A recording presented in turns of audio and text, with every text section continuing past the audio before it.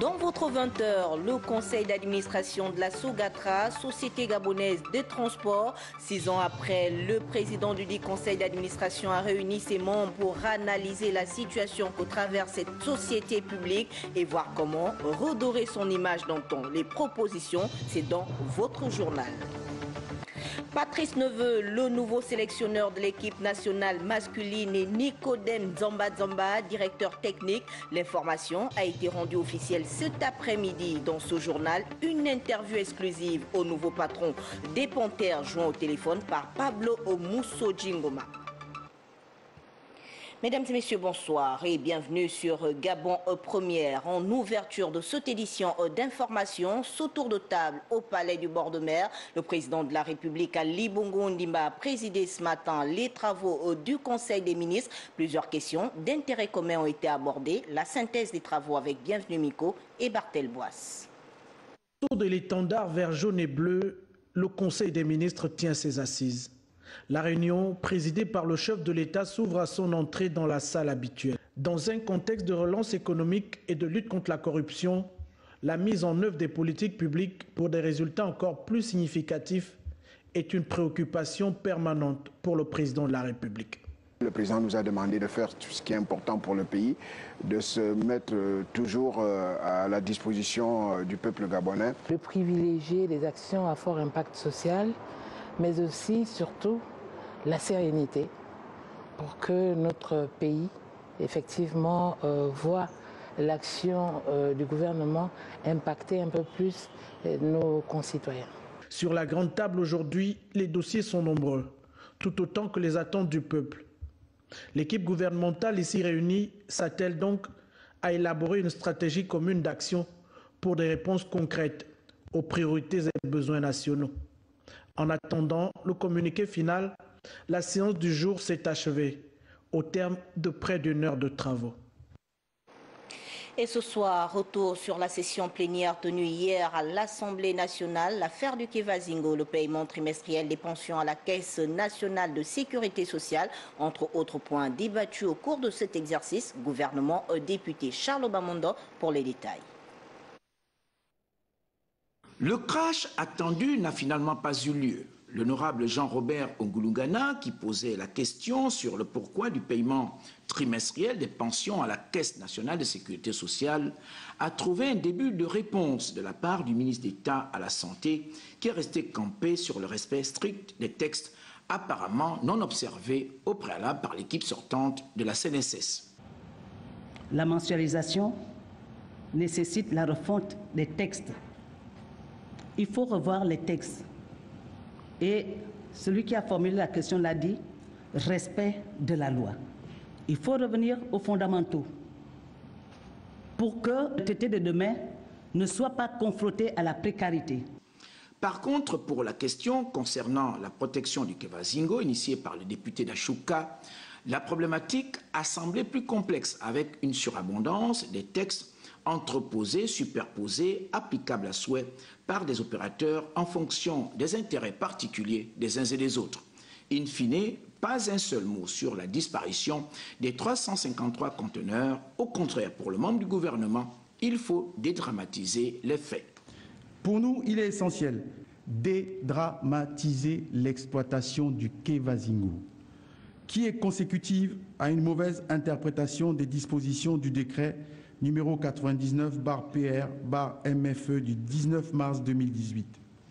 Certaines personnes chargées de l'application du dit décret en ont tiré la conclusion erronée que tous les produits du Kevazingo étaient illégaux.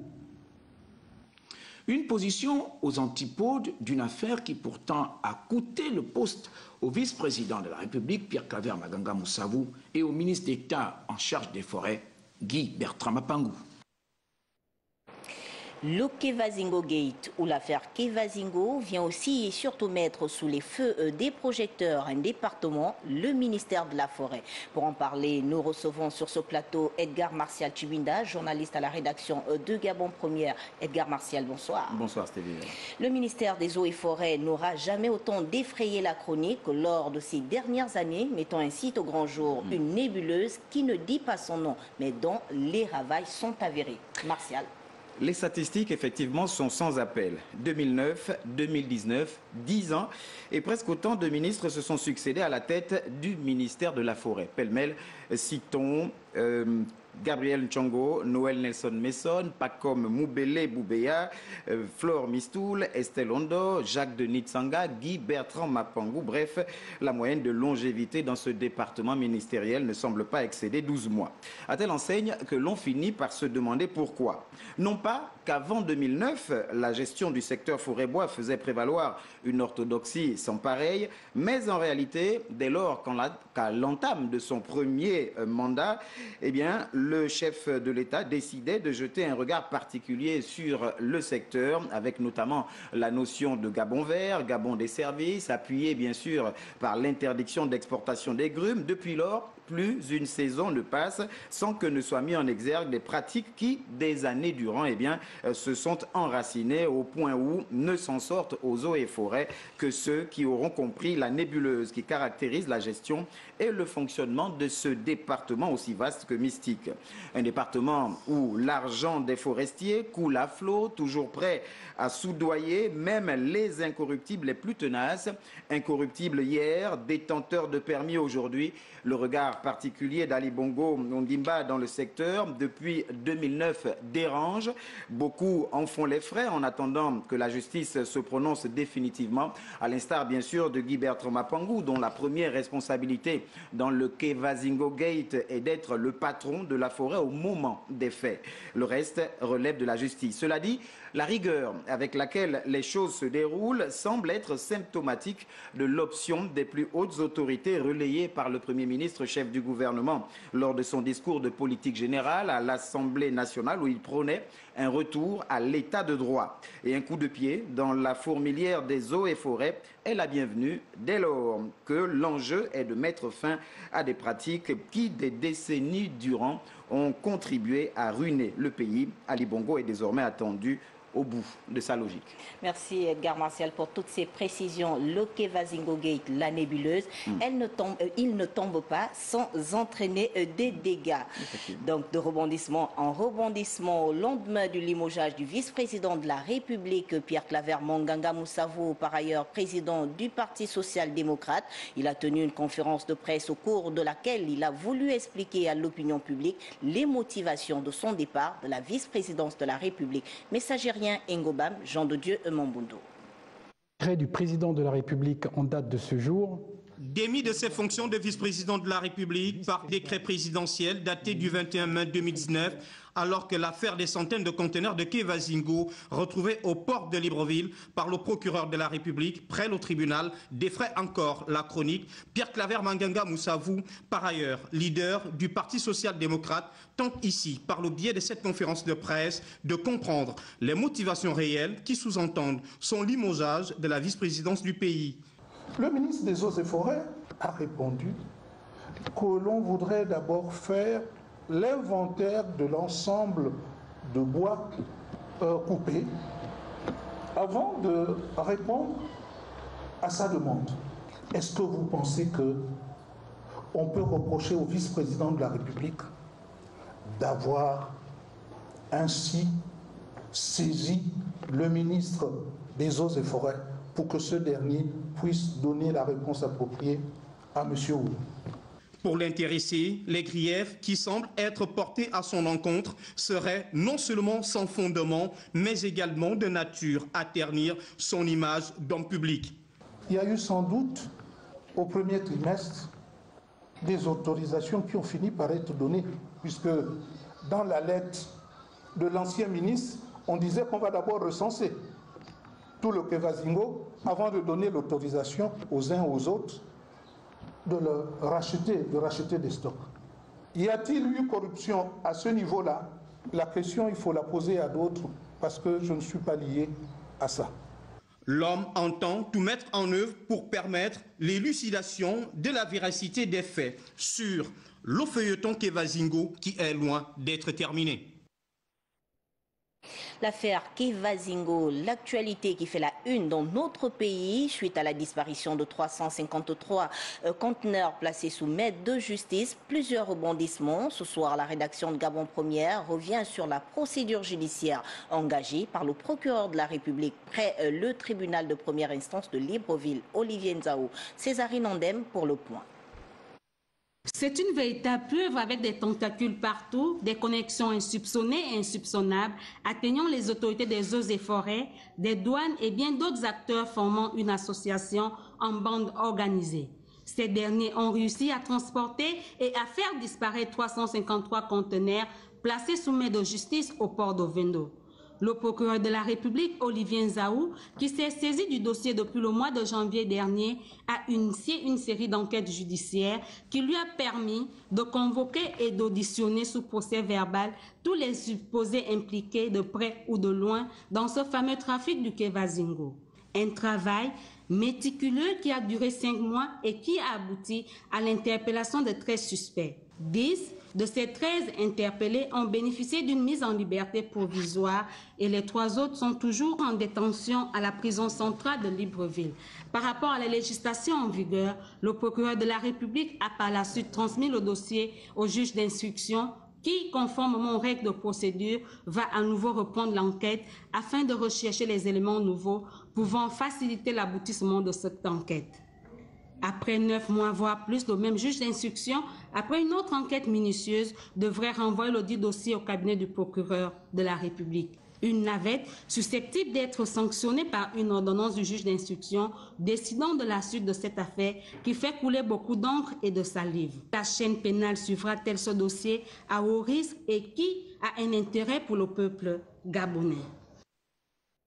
Autre actualité au palais Omar Bongo Ondimba du Sénat, une autre séance plénière dirigée par le président de l'institution, Lucie Milébou-Aubusson. Un seul texte était soumis au vote des sénateurs, le projet de loi autorisant l'État à contracter un emprunt auprès de la Banque internationale pour la reconstruction et le développement. Cédric Nzengelomas, Félix Moudi-Bangoui.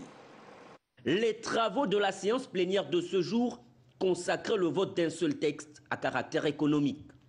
Dirigés comme à l'accoutumée par le président du Sénat, Lucie Milébou-Aubusson et Pousse Mboussou, ils ont donc planché sur le projet de loi autorisant l'État gabonais à contracter un emprunt de 175 900 000 € auprès de la Banque internationale pour la reconstruction et le développement.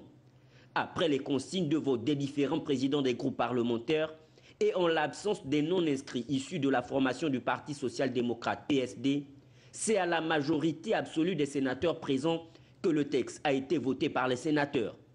Un vote qui ouvre désormais la voie à l'opération financière que souhaite effectuer l'État gabonais. Comme l'a souligné le ministre délégué à l'économie lors de la présentation de ce texte, l'emprunt contracté devrait être orienté dans la réalisation des projets de développement inscrits dans le cadre du plan stratégique Gabon émergent ainsi que dans la poursuite du plan de relance de l'économie. Le vote de ce texte s'est déroulé en présence de Jean-Marie Ogandaga, responsable du département de l'économie. Pendant ce temps, le maire de la commune de Libreville, Léandre Zué, accompagné de son équipe municipale, est descendu sur le terrain afin de procéder à la libération des artères encore occupées illégalement par les commerçants d'Itungi, Gérard Magnagna. 4 h du matin, rond-point de charbonnage. L'opération Libérer les trottoirs initiée par le maire de Libreville est effective. Elle concerne tous les lieux ou sites occupés illégalement par les commerçants. Léandre signe et persiste. Plus question de faire régner l'anarchie. Monsieur le maire, il y a certaines personnes qui disent que vous n'avez pas averti, donc du coup l'opération dérange. On a averti depuis, hein. On ne va pas passer le temps à avertir. Donc ils savent déjà qu'ils ne doivent pas se mettre sur la voie publique. Donc l'opération a commencé, on ne va plus s'arrêter. Bientôt ils vont arriver, donc on aura déjà terminé pour éviter la bousculade. Des étals enfumés, barbecue emporté par l'équipe municipale sous les regards pétrifiés des friands du boutique pain au poulet des charbonnages.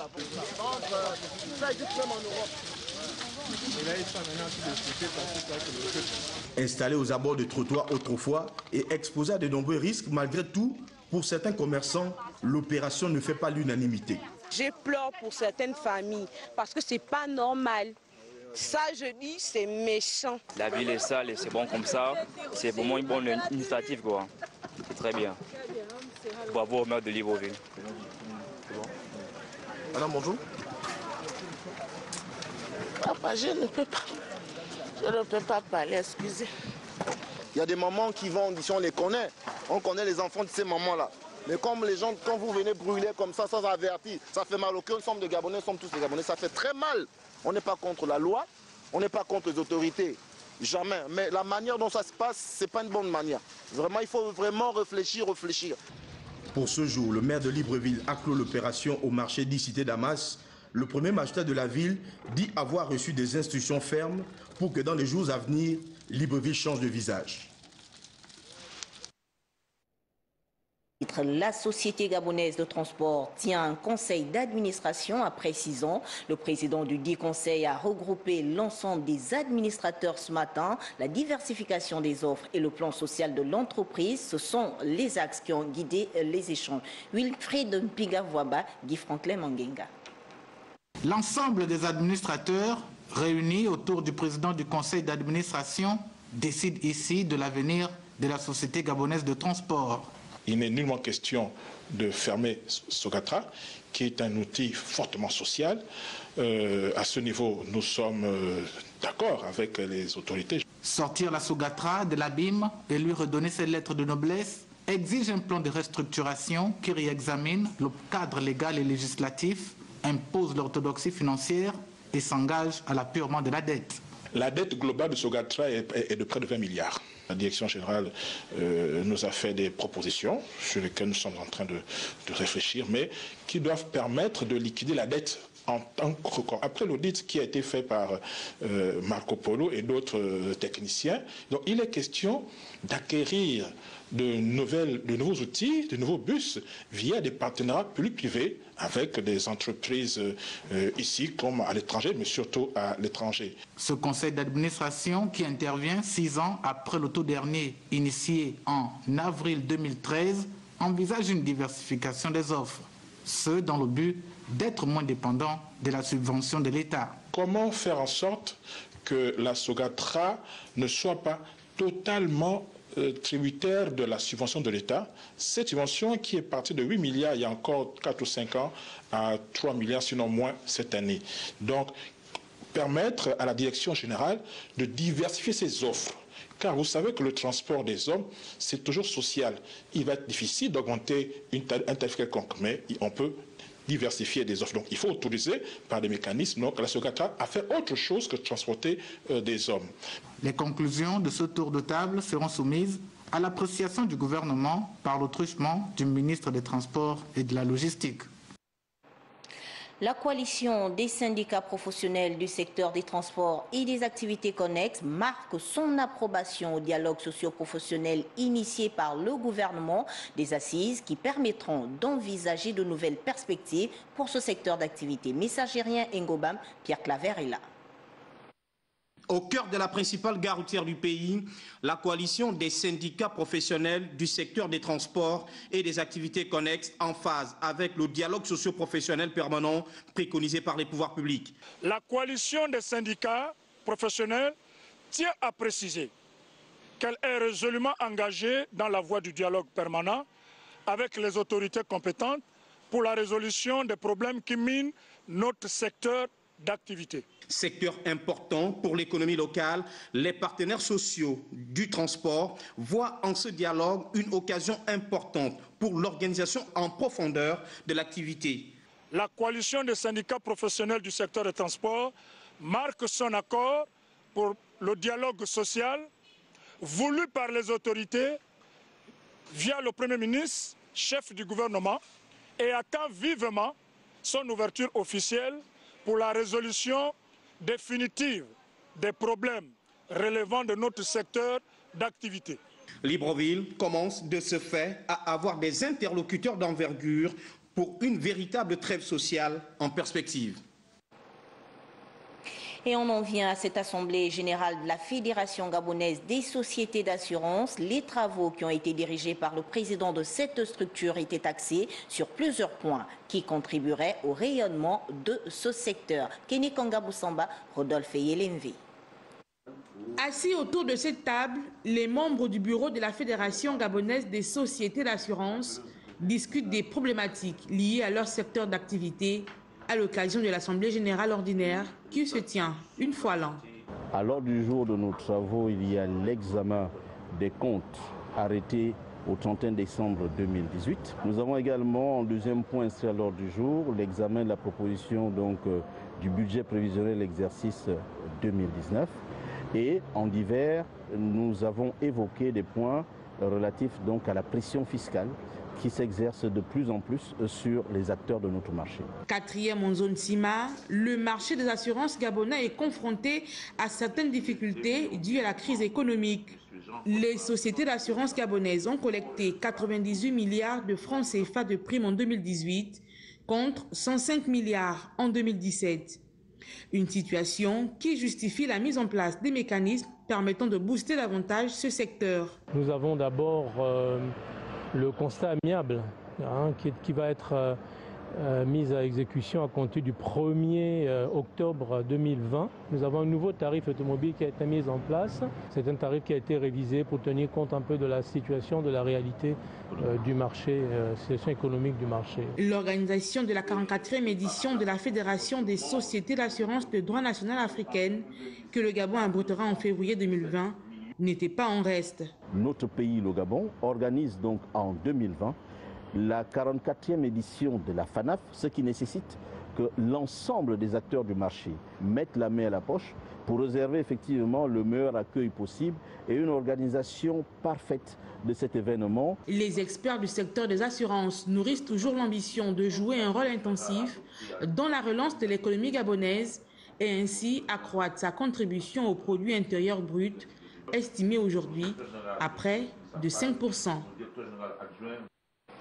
Dans votre 20h, on parle également de ce colloque international sur l'impasse dans les créations artistiques et scientifiques qu'organise l'Université Omar Bongo. Les travaux qui prennent fin ce vendredi ont vu la participation de plusieurs enseignants-chercheurs venus d'Afrique, d'Europe et d'Amérique. Eric Nzengi Badinga, Pierre Claver est là. L'impasse, position bloquée dont on ne voit aucune issue heureuse. Les enseignants-chercheurs n'ont pas fait des passes sur ce concept en organisant un colloque international sur l'impasse dans les créations artistiques et scientifiques dans une approche pluridisciplinaire. L'impasse, ça veut dire qu'à un certain moment, on ne sait plus si on doit aller à gauche ou à droite ou tout droit, on ne sait plus où aller. Donc il y a un blocage. Et l'idée, c'est de dépasser cette impasse pour aller vers un renouveau, pour aller vers de nouvelles directions, pour trouver des solutions aux problèmes que nous avons. Une rencontre d'une théorie intellectuelle qui a vu la présence des enseignants-chercheurs de l'Université Omar Bongo et du reste du monde. Pendant 2 jours, il sera question, dans une approche pluridisciplinaire, de questionner le paradigme de l'impasse en tentant d'en identifier les matérialités, d'en catégoriser les modalités et enfin d'en interpréter les expressions et manifestations. Qu'il s'agisse des élections querellées, des crises de production économique, des violences intestines et fratricides, des idéologies de l'exclusion et du repli sur soi, à chaque fois l'impasse est bien présente.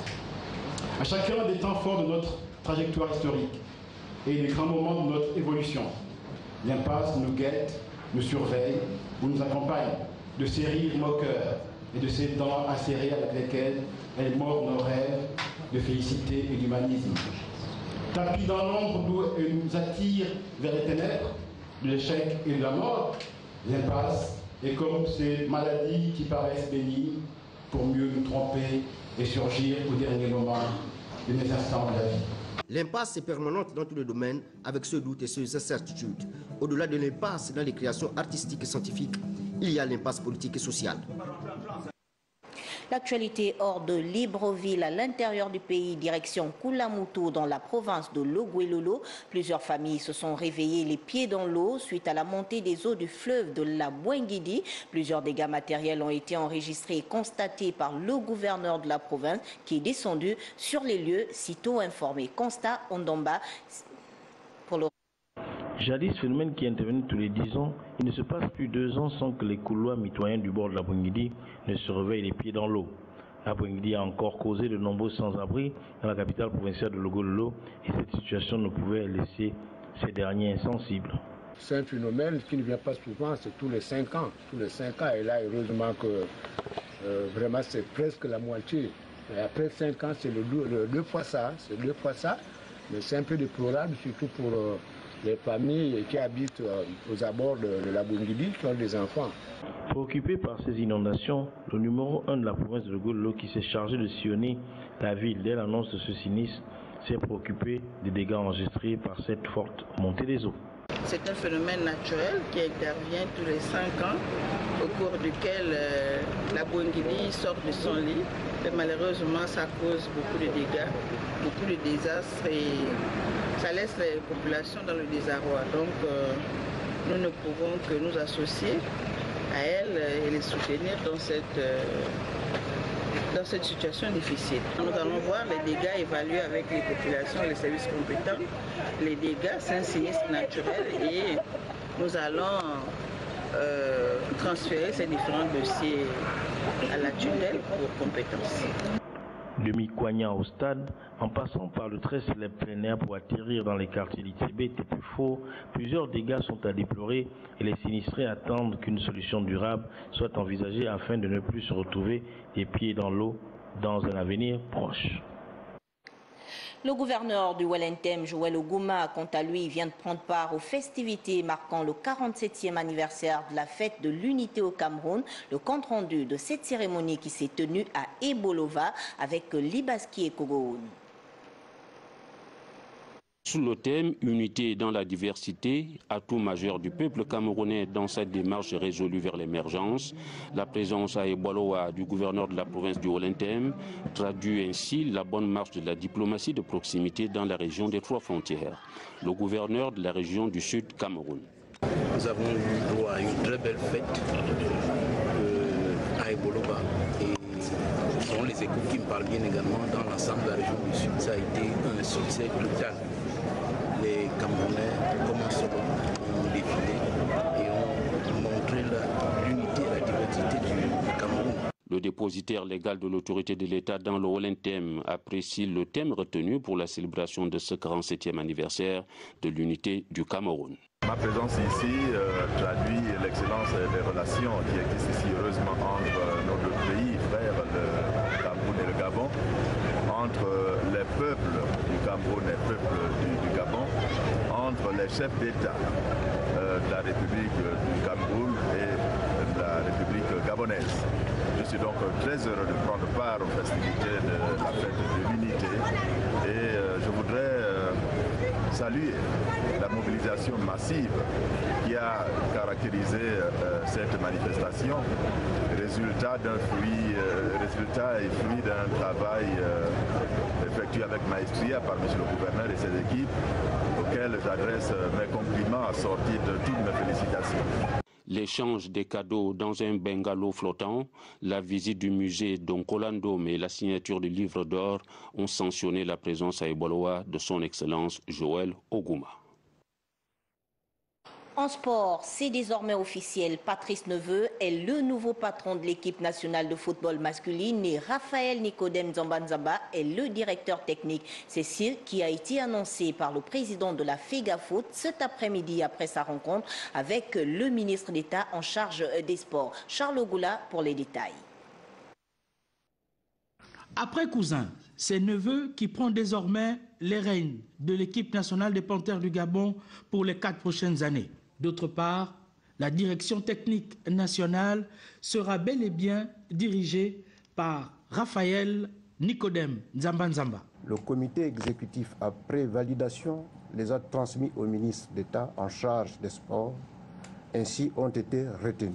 Au poste de sélectionneur national de l'équipe masculine A, M. Patrice Neveu.